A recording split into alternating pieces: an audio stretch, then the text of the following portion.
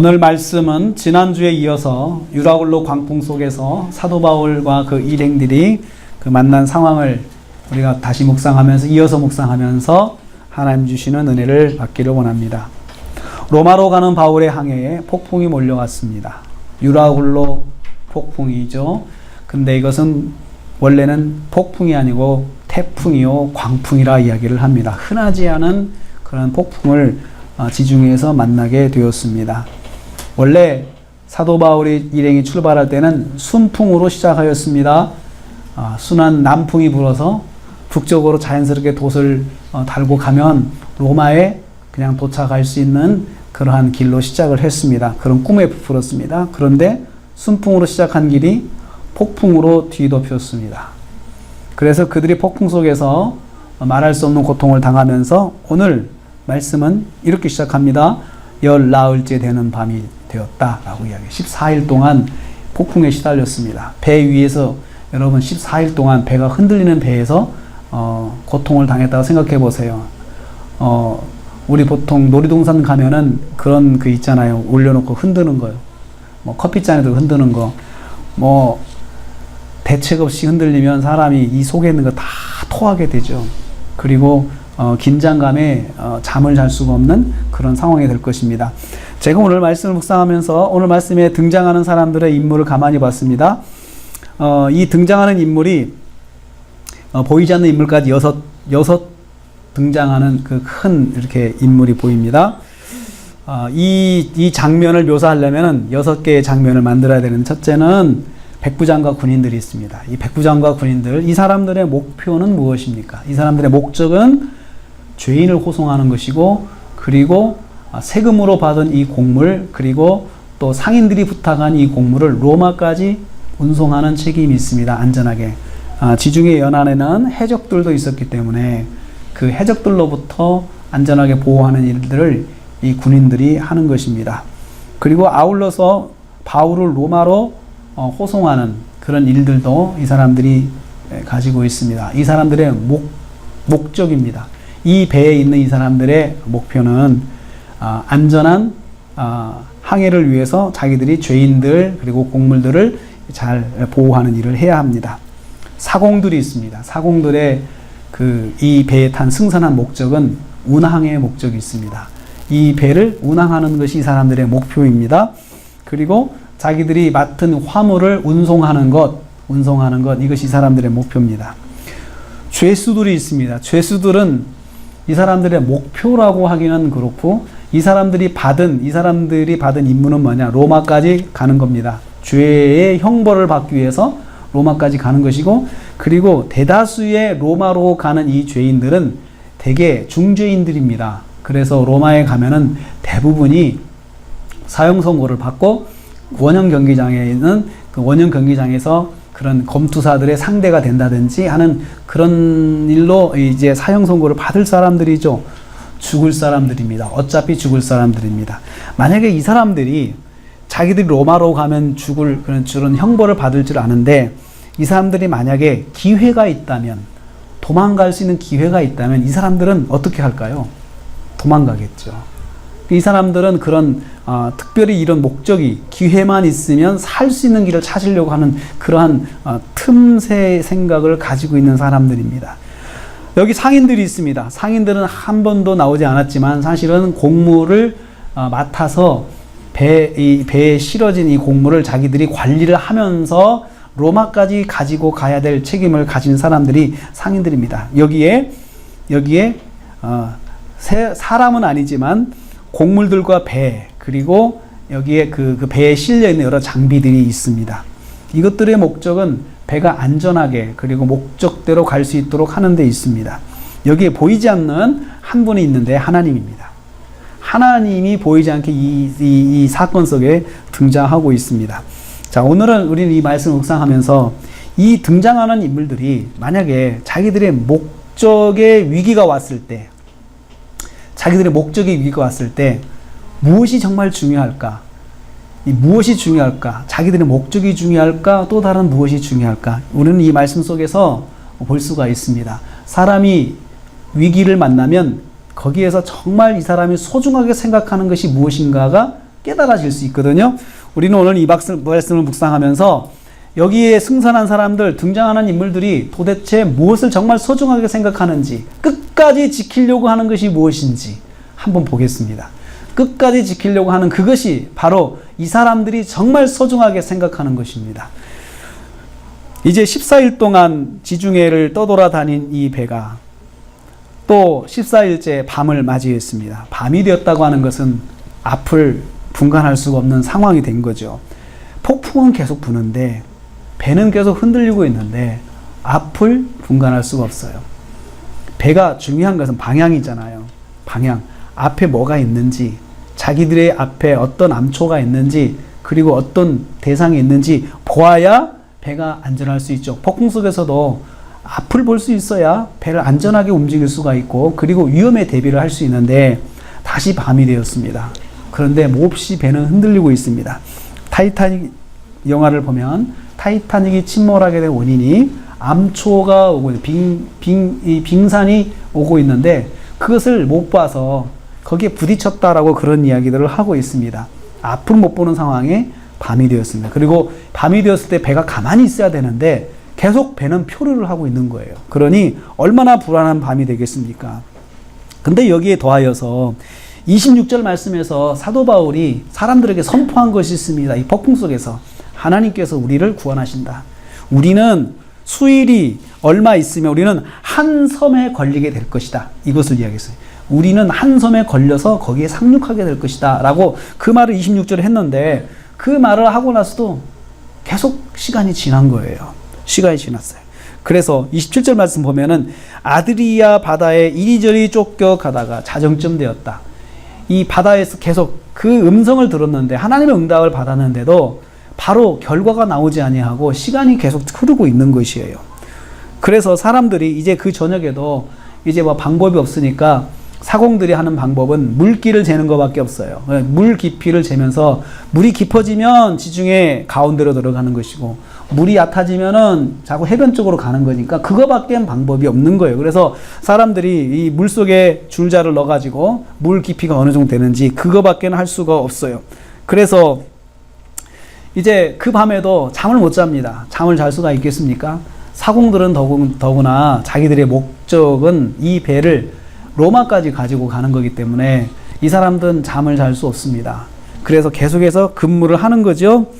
그런데 얼마나 고통스러웠겠습니까? 자기들이 이 길 하긴 하지만 사실 배를 핸들링 할 수가 없어요. 조정할 수가 없어요. 그런데 사람들은 자기들만 바라보고 있어요.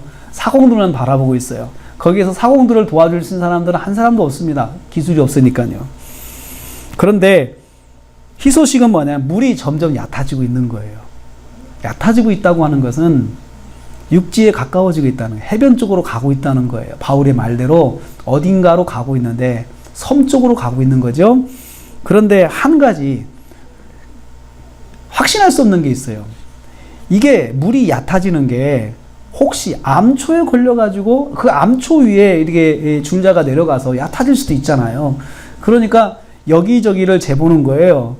혹시 암초일 수 있으니까 더 움직이지 말자. 오늘 밤엔 더 움직이지 말자. 선원들이 그렇게 결정을 한 것입니다. 그래서 29절 말씀에 암초에 걸릴까 하여 닻을 내리고 날이 새기를 기대했다. 안전을 기하는 거죠. 더 움직이다가 잘못하면 암초에 부딪히면은 배는 파손할 수밖에 없어요. 그러니까 여기다가 고정을 시켜놓고 지금 안전한 것 같으니까 고정을 시켜놓고 날이 새면 방향을 잡자. 날이 새면 움직이자 이렇게 결정을 했어요. 그 신중한 조치를 취한 거죠. 그래서 선원들이 이 상황에서 최선을 다하는 걸 봅니다. 왜냐하면 이 사람의 목적이 이것이니까요. 이렇게 해야 이 사람들이 사실 월급을 받을 수가 있어요. 그리고 갔다 온 수고비 받을 수가 있어요. 그래서 최선을 다하는 모습을 봅니다. 포기하지 않고 있습니다. 자기 일에 최선을 다하는 것으로 이게 보이고 있어요. 그리고 이 사공들의 기술에 달려있죠. 이 배의 생존은 사공들의 기술에 달려있어요. 얼마나 노련한 사공이냐에 따라서 이 폭풍 속을 헤쳐나갈 수 있는 그런 것을 알 수가 있기 때문입니다. 그런데 30절 말씀 보면 이게 순전히 사공들의 속임수였습니다. 자기 임무에 최선을 다하는 척하면서 이 사람들만 살 길을 찾은 거예요. 30절 말씀 사공들이 도망하고자 하여 닻을 내리는 채 하면서 구조선, 작은 배를 내리는 거예요. 마치 닻을 내리는 척 하면서 사람들 눈을 속여서 이렇게 이제 자기들이 타고 갈 배를, 배마다 이 구조선이 있잖아요. 그걸 내리는 거였어요. 그러니까 이 사람들이, 이 전문가들이 하는 거니까 사람들이 믿고 있었지만 이 사람들의 마음이 다른 계획을 가지고 있다는 걸 사람들이 알 턱이 없죠. 사실은 이 사람들은 이제 배가 암초에 걸렸다고 생각을 한 것 같아요. 그러니 이제는 배를 포기해야 된다. 얘가 이제 배가 깨지는 건 시간 문제다라고 생각하면서 구조용 선박을 내려놓고 자기들만 도망하기 위한 속임수를 쓴 거예요. 선원들이 바울의 말을 듣고 힘을 얻어서 자기 일에 최선을 다하는 줄 알았는데 이 사람들이 먼저 포기를 한 거예요. 이 사람들이 포기하면 다른 사람들은 어떻게 하는 겁니까? 할 수가 없잖아요. 이 사람들은 저는 이 사람들이 왜 그랬을까 생각해 봤어요. 바울이 말한 후에 용기를 얻었지만 며칠이 지나도 상황이 변하지 않으니까 이 사람들이 절망한 거예요. 우리가 하나님의 말씀을 듣고도 뭔가 변하지 않으면 자꾸 의심이 생기잖아요. 똑같은 거예요. 그래서 희망을 가졌다가 강한 절망으로 이게 내려앉았어요. 그래서 사공들의 배를 포기하려 한 거예요.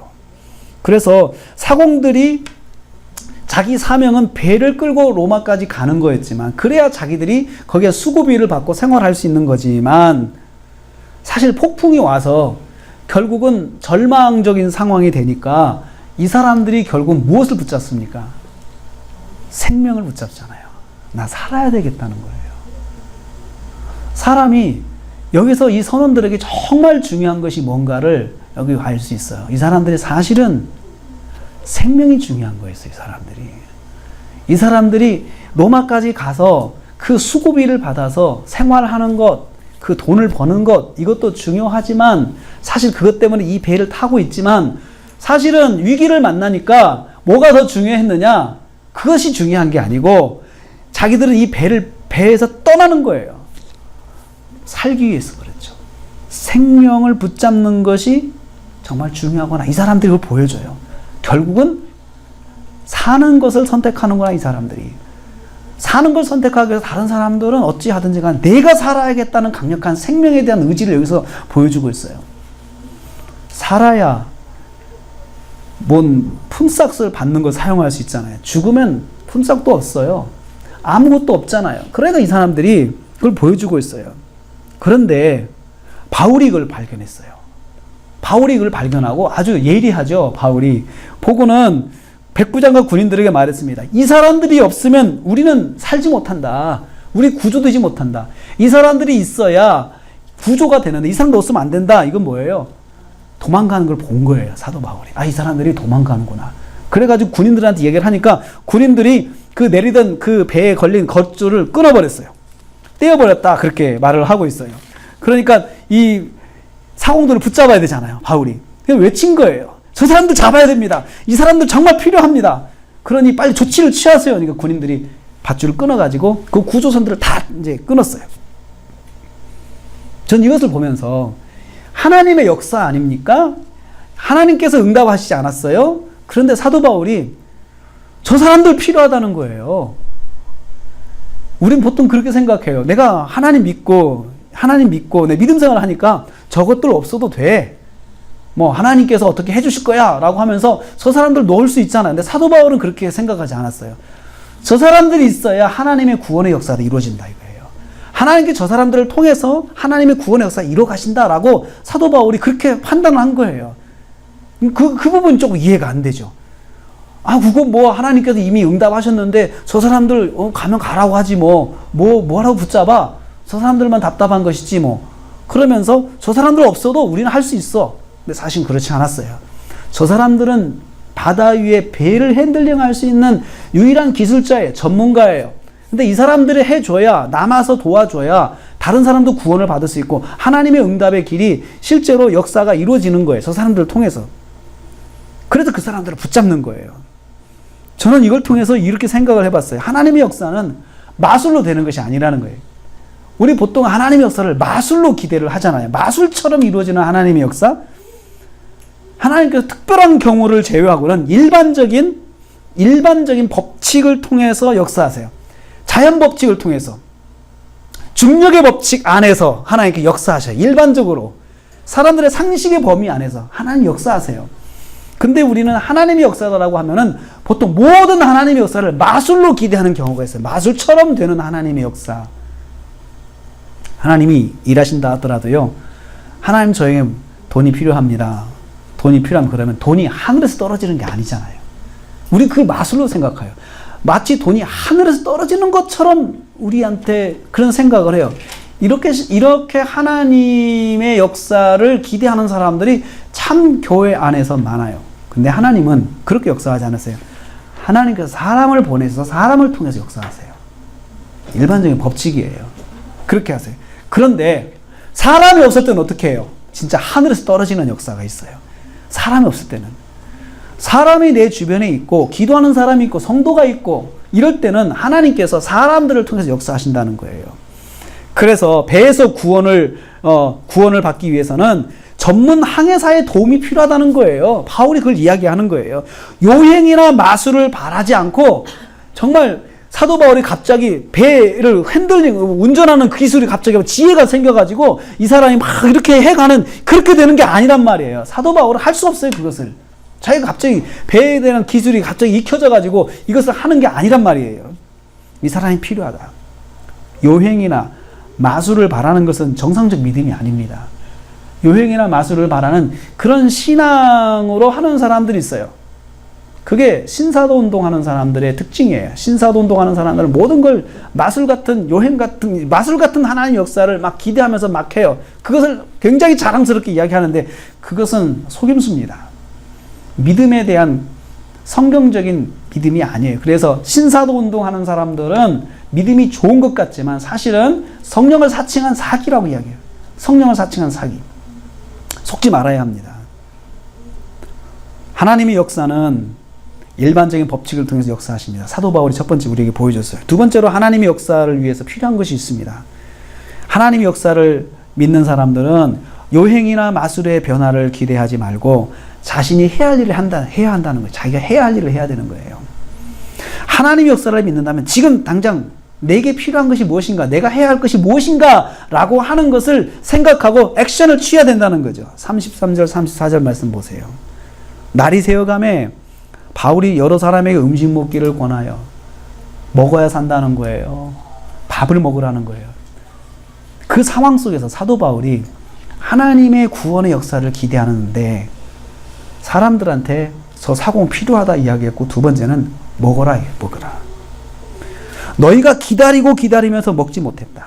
줄인 지가 열 나흘이다. 14일 동안 아무것도 먹지 못한 거예요. 하나님의 역사를 기대했다면 이제 먹는 것도 필요 없다라고 이야기할 수 있잖아요. 그런데 사도 바울이 그렇게 하지 않았어요. 정말 우리가 하나님의 역사를 기대한다면 지금 먹어라. 힘을 얻으라는 거죠. 그래서 먹기를 권하였다. 먹으라고. 강제로 먹으라고 해요. 먹어야 된다. 사람들이 얘기해요. 먹어야 한다. 먹을 힘이 없어요. 그래도 먹어야 된다. 음식이 맛이 없어요. 그래도 먹어야 된다. 음식이 땡기지 않아요. 그래도 먹어야 된다. 이게 권하였다는 거잖아요. 먹어야 된다. 먹어야 될 목적이 무엇입니까? 첫째, 너희가 구원을 얻기 위해서. 자, 내가 기도하면서 하나님의 응답을 받았다고 했지. 하나님의 응답이 실현될 때까지 힘을 내야 돼요, 우리가. 구원을 받으려면 힘이 있어야 돼요. 자, 배를 타려고 해도 힘이 있어야 배를 타는 거예요. 예를 들어 수영을 한다 하더라도 힘이 있어야 수영을 할 수 있는 거예요. 이제 구조를 위해서 마지막 힘을 쏟아야 되는데 그 힘이 먹는 데서 나온다는 거예요. 먹는 데서. 그러니까 먹어야 한다는 거예요. 먹어야 한다. 참 냉정한 사람처럼 보이죠? 바울은 자신을 비롯해서 사람들이 14일 동안 먹지 못한 것, 이것을 상기시키면서 먹기를 권하는 거죠. 먹어야 산다는 거예요. 너희 구원을 위해서 먹어라. 구원을 기다린다면 먹어라. 구원을 기다린다면 기도하고 앉았지 말고 먹어라. 먹어라. 모든 사람의 모습을 이렇게 보면서 사도 바울이 볼 때 얼마나 자기를 비롯해서 얼마나 꼴이 말이 아니겠어요. 14일 동안을 굶었어요, 사람들이. 말이 아니죠. 제가 30일 금식할 때 보냐, 14일 되니까 몸이 20kg가 빠지더라고요. 14일 내에 몸이 20kg가 빠져요. 그러니까 여러분 이 몸이 먹을 소망이 없다 그러면 이 몸 자체가 굉장히 신기한데 얘가 먼저 조절을 해요. 조절을. 그런데 만약에 여러분 일주일 금식하면은 1kg밖에 안 빠집니다. 왜냐하면 이 몸이 그런 것 같아요. 좀 있으면 먹으니까 버티라는 거예요.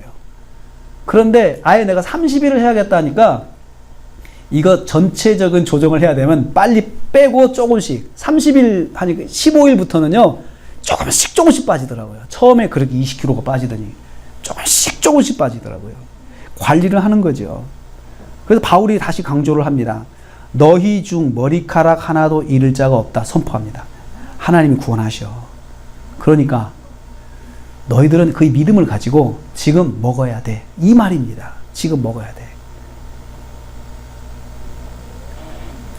바울이 먼저 본을 보입니다. 떡을 가져다가 모든 사람 앞에 35절, 36절 말씀입니다. 모든 사람 앞에서 하나님께 축사하고 모든 사람이 보는 데서 축사하고 떼어 먹기를 시작해. 자기가 먼저 먹었어요. 자, 내가 먼저 먹지. 그러면서 자기가 먼저 본을 보입니다. 여기 모든 사람 앞에서 하나님께 축사했다는 것은 같이 기도합시다 그 말이에요. 여러분 같이 기도합시다.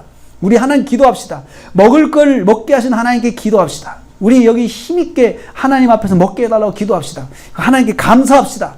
먹을 힘을 주신 걸 감사합시다. 이렇게 했을 것 같아요. 만약 그 상황에서 기도 제목을 뭐라고 기도했을까요? 식기도를 뭐라고 했을까요? 하나님 우리에게 그동안 안전을 인도해 주셔서 감사합니다. 우리를 살게 하시니 감사합니다. 우리에게 또 음식을 먹을 수 있게 해주시니 감사합니다. 음식을 먹고 힘을 얻게 하옵소서. 아마 이렇게 기도했을 것 같아요.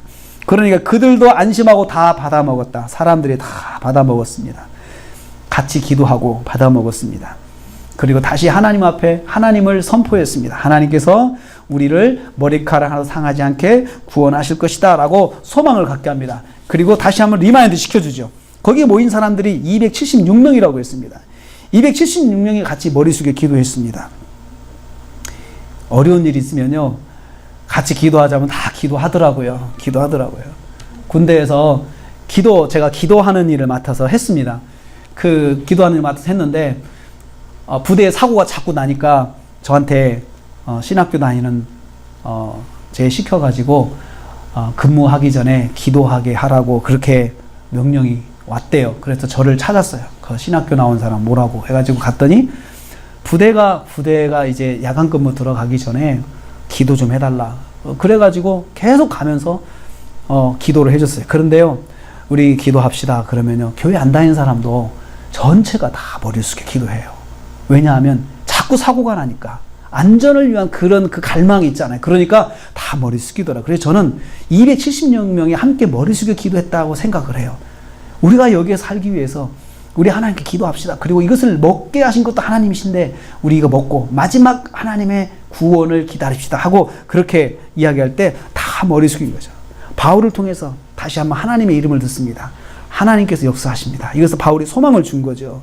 그래서 사람들이 다 받아 먹었습니다. 어떻게 됐을까요? 먹으니 힘이 났습니다. 정말로 살 것 같았습니다. 그리고 소망을 가졌습니다. 배불리 먹고 나서 이 사람들이 아주 중요한 조치를 하는데 이제 배를 가볍게 하기 위해서 38절 보니까 바다에다가 나머지 식량을 다 버립니다. 다 버려요. 이제 마지막이다 이거죠. 마지막이다. 다 버리라고 해요. 배에 있는 모든 식량을 버리고 구원의 소망에 멀지 않았음을 확신하는 거잖아요. 버린다는 것은 다음에는 어디서 먹어요? 배에서 내려서 먹는 거예요. 그래서 마지막 힘을 다하기 위해서 합니다. 식사를 한 다음에 이제 구원을 위해서 최선을 다하는 걸 봅니다. 날이 밝았습니다. 날이 가서 딱 보니까 눈에 항구가 보이는 거예요. 생각해보니까 자기들이 그동안은 캄캄해서 몰랐어요. 캄캄해서 몰랐는데 날이 새니까 바로 앞에 항구가 있는 거예요. 바로 앞에 항구가 있는 거예요. 우리 인생도 그렇지 않습니까? 캄캄해서 몰랐는데 알고 보니 너무 가까운 데 있었던 거예요. 너무 가까운데 답이 있었던 거예요. 그 해결책이 있었던 거예요. 이 인생이 그렇습니다. 우리가 모를 때는 한 치 앞도 모른다 그런 말을 하잖아요. 이 사람들도 그랬어요. 저녁에 이제 마지막으로 식사를 하고 이제 우리가 최선을 다해봐야겠다 하고 이제 기대를 하고 딱 해서 모든 걸 다 버리고 눈을 떠서 딱 보니까 해가 떠서 보니까 바로 앞에 항구가 있습니다. 그런데 여러분 바닷길이라고 하는 것이 바로 앞에 보이는 거하고 실제 가는 거하고 다르잖아요. 실제 달라요. 제가 어렸을 때 군산에 가봤는데 군산의 앞바다에 그 섬이 하나 있어요. 그 섬에 큰 굴뚝이 있습니다. 그 굴뚝에 재련소랑 거기서 금을 재련하는데 한국에서 보면 너무 가까워요. 그래서 사람들이 착각한다는 거예요. 수영해서 들어가요. 수영해서 저기 가야겠다고. 수영해서 가다가 많은 사람들이 죽었답니다. 가깝게 보이니까. 실제로 보는 거하고 실제 가는 거 다른 거죠. 근데 선원들은 경험이 있으니까 그게 저 거리도 멀다는 걸 알아요. 그래서 이 사람들이 닷줄을 끊어서 이제 가야 되겠다. 이제 우리가 저기까지 항해를 해서 가야 되겠다 생각을 하고 서로 의논을 합니다. 39절 보세요. 경사진 해안으로 된 항만이 눈에 띄거늘 배를 거기다 들여다 댈 수 있을까? 의논하면서 서로 상의를 하는 거다. 선원들이 상의하는 거죠. 저기까지 우리가 갈 수 있을까? 배가 우리가 한번 배로 움직이면 갈 수 있을까? 이 사람들이 서로 의논한 거예요. 그리고 난 결론 내렸어요. 갈 수 있다. 한번 해보자. 눈에 보이는 데니까 한번 해보자 하고는 이제 이 사람들이 결심을 합니다. 그래서 닻을 다 끊어버리고 이제는 고정할 것이 없어요. 배를 고정할 것이 없어요. 배가 이제 흔들리기 시작하는 거죠. 동시에 키를 풀어서 늦추고 나서 그리고 닻을 올렸어요. 바람에 의지해서 마지막으로 가보자 하고는 해안을 향해서 조정을 해가는 거예요. 계속 조정을 해가는 거예요. 배가 해안 쪽으로 움직입니다. 해안 쪽으로 움직여요. 그리고 얼마나 긴장되는 순간일까요? 자기들의 기술의 최선의 기술을 다해 최고 다 동원해가지고 지금 배를 끌고 있어요. 마지막 긴장하면서 하고 있어요. 이제 좋은 결과가 나와야 되는데 41절 말씀 보면 안 좋은 결과가 나왔어요. 이 항구 앞으로 해가지고 두 물이 합치는 데인데 두 물이 만나. 이쪽에서 오는 물하고 이쪽에서 오는 물이 만나는데 배가 가다가 그 양쪽이 만나는 물 사이에 딱 들어간 거예요. 그러니까 물결이 센 쪽에서는 공격을 당하고 물결이 약한 곳에서는 배가 딱 고정하고 그쪽을 도는 거죠. 배가 도는 거죠. 그래서 이 물은 부딪혀 움직일 수 없고 고정됐어요. 앞에 뱃머리죠. 이 물은. 그리고 고물은 물결에 붙어 끼어간다. 그러니까 뒷머리는 배의 뒷머리는 센 물결이 와가지고 계속 치니까 배가 깨지기 시작하는 거예요. 이걸 좌초라고 합니다. 배가 좌초되기 시작하는 거예요. 마지막 희망을 가지고 모두가 힘을 다했는데 위기가 온 거예요. 이게 왜 왔을까? 전 이런 생각 해봤어요. 이걸 왜 왔을까? 왜 이거 왔을까? 선원들이 이걸 최선을 다해서 좋은 결과가 맺어야 되는데 이게 안 됐어요. 오히려 선원들이 시도한 것이 배를 더 깨지게 만들고 더 위기에 만들게 됐어요. 이렇게 되니까 절망적 상황이 됐어요. 물길 함정에 빠져가지고 배가 부서지기 시작하니까 배에 이제 있을 수도 없어요. 배에서 나가야 돼요. 군인들이 행동을 취합니다. 군인들의 목적은 무엇입니까? 죄수 호송입니다. 죄수를 로마까지 안전하게 호송해야 되는 이 죄수들은 다 사형수들이에요. 사형수들이기 때문에 이 사람들이 데리고 가서 사형 선고 받게 돼 있어요. 그러니까 이 사람들을 다 죽여야 된다. 여기서 죽여야 된다. 왜? 탈출하면 안 되니까. 그렇지만 여러분 죄수들에게는 어떤 욕구가 있다고 그랬습니까? 자기들은 로마 가면 죽기 때문에 기회가 있다면 탈출할 수 있는 기회만 있다면 탈출하고 싶은 것이 이 사람들의 심리예요. 배가 깨지고 이제 여기서 나가야 돼요. 나가면 어떻게 돼요? 탈출하는 사람이 생긴다 이거예요. 그래서 군인들이 그걸 아는 거예요. 그래서 지휘관에게 이야기를 합니다. 백부장님, 배를 포기해야 되는데 우리가 여기서 이 죄수들을 다 핸들링할 수가 없습니다. 죽입시다. 그리고 보고합시다. 배가 자초돼서 우리가 죄인들을 다 죽였습니다. 그래서 우리는 이 사람들을 더 이상 호송할 수가 없었습니다. 이렇게 이야기를 합시다라고 할 때 백부장이 반대를 했어요. 근데 반대한 이유가 뭡니까?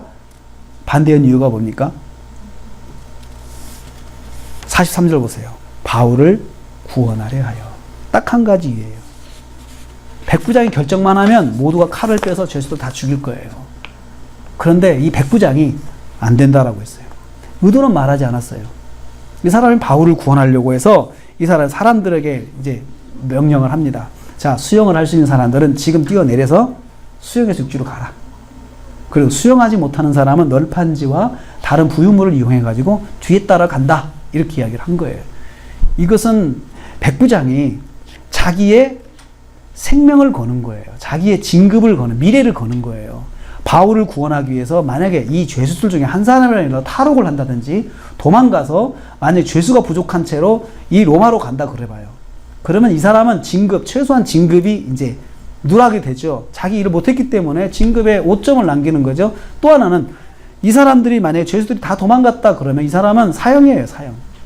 죄수시키지 못해서 임무를 다하지 못했으니까요. 거기다가 배가 깨져서 항해하는 날짜를 잘못 잡아가지고 배가 깨지게 되고 로마로 들어가는 곡물도 또 못 가져갔잖아요. 황제에게 불충을 한 거예요. 그러니까 이 사람은 이 모든 것에 책임을 져야 되는데 죄수들까지 도망갈 수 있는 위험에서 바울을 살리기 위해서 자기 생명을 걸은 거예요. 자기 생명을 걸었어요. 전 여기에서 이 부분에서 바울을 구원하고자 하는 마음을 백부장이 가졌다는 데에 주목을 한번 할 필요가 있어요. 백부장이 사실 살아있다면 인터뷰를 할 수 있는 부분이에요. 그 상황에서 바울을 왜 살리려고 했냐 이거예요. 그 상황에서 왜 당신은 바울을 살리려고 했습니까? 제가 사실은 이 말씀 묵상하면서 그 백부장한테 그걸 묻고 싶더라고요. 당신이 무슨 마음으로 바울을 살리고자 하는 마음이 생겼습니까? 바울을 만난 지 15일밖에 안 됐어요, 이 사람. 그렇잖아요. 15일밖에 안 됐고 처음에 출발할 때는 바울이 경고를 했을 때 바울의 말 무시했어요. 우리가 가다 보면 풍랑을 만난다. 그러니까 지금 가면 안 좋다라고 했어요. 그럴 때 바울이 이 말을 했을 때 백부장이 무시하고 선원이 하는 말을 믿고 출발했다라고 성경이 그렇게 시작하고 있어요. 그렇게 무시했던 바울을 15일 만에 바울의 생명을 구원하고자 하는 마음이 생겼는데 어떻게 그렇게 됐냐 이거예요. 성경을 아무리 읽어도 거기에 대한 답이 없어요. 이 사람이 어떻게 이 마음을 가지게 됐을까? 근데 성경을 통해서 여기서는 성경을 이해할 때 성경은 일반적인 법칙이라는 것이 있어요. 성경이 보통 이야기하는 일반적인 법칙이 있는데 그 법칙은 뭐냐? 하나님께서 백부장의 마음을 감동시키신 거예요. 그게 백부장이 그런 마음의 감동이 없으면 어떻게 바울을 살리려고 하는 마음이 있겠어요? 죄수예요. 자기가 호송해야 될 죄수예요. 근데 이 사람에 대한 존경심, 이 사람에 대한 보호심이 생긴 거예요. 왜요? 하나님 그 마음을 감동시키셨어요. 근데 그 마음의 감동이 어떻게 왔어요? 그동안 사도 바울이 했던 하나님에 대한 말씀, 배 안에서.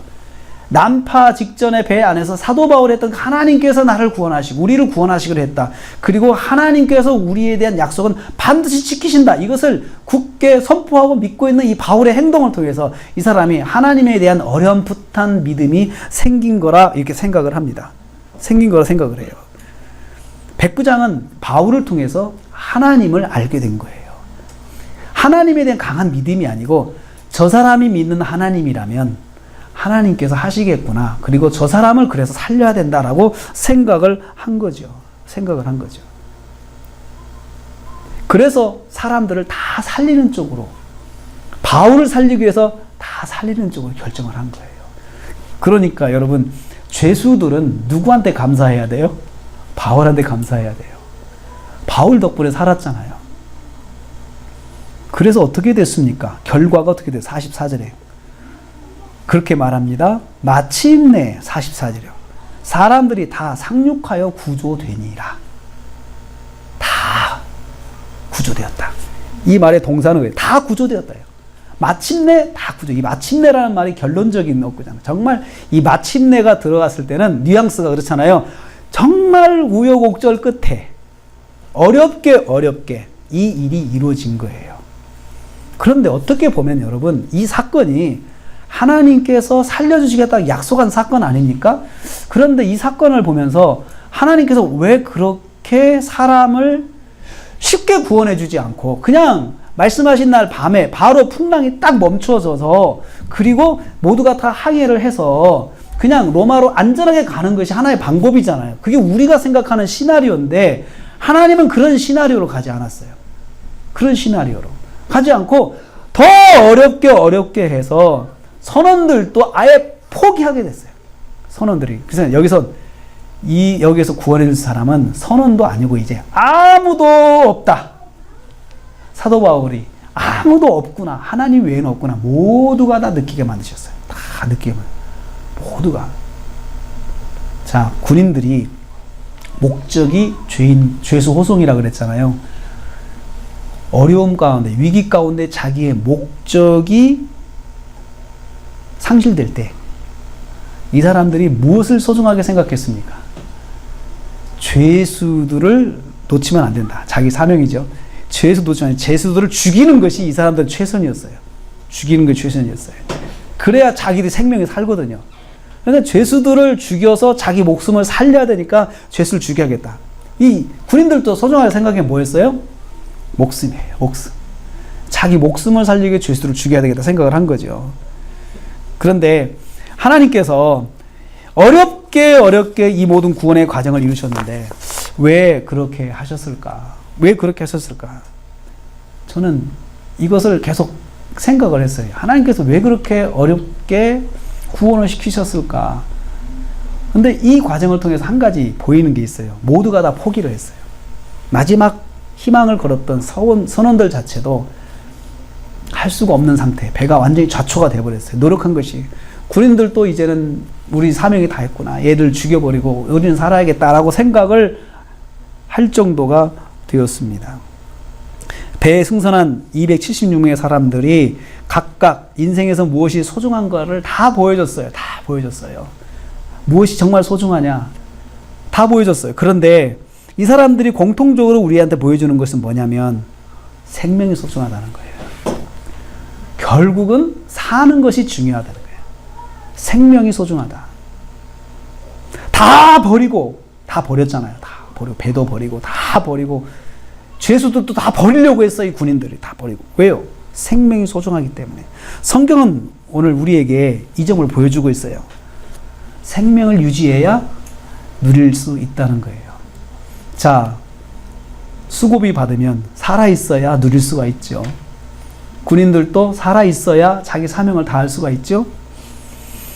성경이 오늘 우리에게 정말 가르쳐주는 것은 뭐냐면 사람은 결국은 생명이 소중하다. 또 한 가지가 있어요. 생명은 사람이 지킬 수 없다는 거예요. 여러분 그렇죠? 사람들이 생명을 지킬 수가 없었죠? 생명을 지키시는 분은 하나님이시라는 거죠. 우리의 생명을 지키시는 분은 하나님이시다. 다른 말로 하면 생명에 죽고 사는 것, 생명의 생성과 소멸과 유지 하나님이 하신다는 거예요. 이것을. 그래서 하나님께 달려있다. 폭풍 속에서 사도 바울이 하나님을 만났잖아요. 그리고 하나님께서 살려주신다고 했잖아요. 그런데 그것이 어떻게 이루어졌어요? 정말로 거기 갈 때까지 가서 거기서 이루어졌거든요. 거기서 이루어졌어요. 사람은 생명을 보존하고 싶지만 생명을 스스로 보존할 수 없습니다. 단지 주어졌을 때 소중히 여길 수 있는 것 뿐이 없어요. 우리한테는. 우리는 소중히 여기는 것이 우리가 할 수 있는 일이지 내가 생명을 보호할 수가 없어요. 내가 내 생명 안전을 보호할 수 없죠. 사람은 위기를 만나면 우선 생명을 유지하고 싶어 합니다. 그렇지 않습니까? 여러분, 우리가 지금 이 사태, 바이러스 사태를 통해서 사람들이 딱 보여주는 게 딱 한 가지 모습이에요. 생명을 살고 싶은 거예요. 생명을 유지해야 된다는 거죠. 그래서 사람들이 차단하는 것이고, 남들로부터 영향을 받지 않으려고 하고, 다 별별 행동을 다 하는데, 그게 다 뭐예요? 살아야 된다는 거예요. 살아야 된다는 거죠. 여러분, 이런 상황에서 누구도 살아야겠다고 하는 그 강한 의지가 없는 사람은 없습니다. 다 그렇죠. 그런데 생명은 하나님께 있다는 걸 알아야 돼요. 생명은 하나님께 있습니다. 죽고 사는 것 하나님께 달려 있습니다. 생명은 하나님이 주시고 생명을 주시는 분은 하나님이십니다. 다른 것도 다 중요하죠. 돈도 중요하고 가족도 중요하고 다 중요하지만은 이것들은 뭐냐? 생명이 있어야 유지할 수 있는 거예요. 그렇죠. 우리가 생명을 가지고 유지하는 것들이지 결국은 선택해야 된다고 하면은 사람들은 생명을 선택한다는 거죠. 여기에 더하여서 사람들이 알아야 할 것은 생명을 하나님이 주신다는 거예요. 저 여러분의 생명은 하나님 것입니다. 하나님 주신다는 거죠. 그런데 생명을 영원히 소유하는 것은 없어요. 우리가 내 생명을 영원히 소유할 수 있어? 그렇죠. 그렇지 않습니다. 그런데 영원한 생명의 길이 있다고 말씀하세요. 바로 예수 그리스도를 믿는 거죠. 예수 그리스도를 믿는 것이 영원한 생명을 유지하는 길이지 내가 생명 자체를 생산해낼 수는 없는 것입니다. 로마 시대에 로마에 전염병 페스트가 돌았습니다. 페스트가 돌아가지고 사람들이 죽어나가기 시작했어요. 그런데 장례를 치를 수가 없어요. 장례를 치러 사람이 만지면 페스트 옮아요. 그러니까 그 죽은 식구라도 그냥 길거리에다 버리고 마는 거예요. 그러니까 로마 시내에 페스트로 죽은 시체들이 막 여기저기 널려 있고 썩은 냄새가 나고 그냥 뭐 말할 수 없는 그 동네 로마 자체가 그렇게 막 황폐화되고 있었어요. 그런데 어느 날인가 며칠 사이에 로마 시내가 깨끗하게 시체가 정리가 된 거예요. 이게 무슨 일일까? 무슨 일일까? 사람들이 알아봤어요. 근데 그때 로마 중심가의 땅 속에 땅을 파고 들어가 살던 카타콤에 살던 그리스도인들이 그 시체를 다 치운 거예요. 그리스도인이 나와가지고. 그 역사의 기록입니다. 이거 만지면 죽는데? 만지면 이거 전염되는데? 그리스도인들이 그것을 감수하고 우리가 이 로마를 치웁시다. 이분들을 다 돌아가신 분 우리가 다 장례 치릅시다. 돌아가신 분도 우리가 다 이렇게 처리합시다. 그렇게 해서 교회가 카타콤, 지하 카타콤에 있는 교인들이 모여가지고 그 회의를 하고 그렇게 해서 사람들이 목숨을 걸고 로마 시내에 방치되어 있는 그 시신들을 다 걷어서 처리를 했어요. 일주일도 안 걸려서 로마 시내가 깨끗하게 정리가 됐어요. 생명은 주께 있다. 생명은 주께 있으니 우리가 이때 다른 사람들이 다 거절하고 다른 사람들이 다 두려워할 때 우리는 그 사람들이 두려워하기 싫은 거에 대해서 우리가 해보자. 교회가 그 생각을 했어요. 그 결정을 했어요. 바로 이 행동이 사람들을 감동시켰어요. 그 전까지 가있던 교회에 대한 오해를 이 사람들이 풀기 시작했어요. 아, 교회가 이런 곳이구나. 그래서 결정적으로 340년 기독교 공인되는 데 있어서 이 사건이 결정적 역할을 했다는 이야기가 있습니다. 사랑하는 성도 여러분, 유라굴로 광풍 속에서 276명의 생명을 하나님께서 구원하셨어요. 생명은 하나님께 있다는 걸 우리에게 보여주고 있어요. 그리고 생명은 하나님께 달려 있다는 거죠. 자, 우리가 이 어려움 속에서 일부러 감순할 필요는 없어요. 그렇지만 두려워할 필요는 없다는 거예요. 생명은 하나님께 있기 때문에 그렇습니다. 시편 54편 4절 하나님은 나를 돕는 이시며 주께서는 내 생명을 붙들어 주시는 이시로다. 내 생명을 붙들어 주시는 거죠. 우리가 사람들은 다 요즘 상황 속에서 이렇게 사람들을 멀리 하려고 그러고 또 조심해야 된다고 그러고 그래도 우리 그리스도인들은 이때 확실하지 않은 거에 대해서 우리가 너무 두려움을 갖는다거나 또 그것을 위해서 내 자신이 너무나 위축된다거나 난 그럴 필요 없다고 생각을 합니다. 왜요? 생명은 주께 있기 때문에. 그리고 역사적으로 로마에 있는 그리스도인들이 우리한테 그걸 잘 보여줬습니다. 한 사람도 그것 때문에 죽은 사람이 없다는 거예요. 하나님 지켜주신 거죠. 그렇다고 해서 무모하게 행동하자는 것은 아닙니다. 왜요? 생명 주께 있습니다. 우리 이 사실을 꼭 기억해야 돼요. 생명은 주께 있습니다. 그리고 사도 바울이 믿었던 하나님은 말씀하신 대로 이루실 줄을 나는 믿는다 라고 한 그 말이 그대로 여기 이루어지고 있습니다. 이 말씀을 통해서 생명은 주께 있고 사실은 우리가 모든 걸 다 얻기 위해서 노력하지만 결국은 생명이 위태로우면 다 놓을 수밖에 없다는 거죠. 다 놓을 수밖에 없다는 그것이 뭘 말합니까? 우리는 결국 생명이 제일 중요한 사람이에요. 그래서 생명을 존중해 줘야 돼요. 그리고 그 생명, 나의 생명 소중한 것처럼 남의 생명도 소중하게 여겨야 되고 또 그 소중한 생명을 하나님 주신다는 사실을 기억하시고 한 주간 동안도 하나님 의지하시면서 승리하시는 저 여러분 되시기를 주님의 이름으로 축복합니다.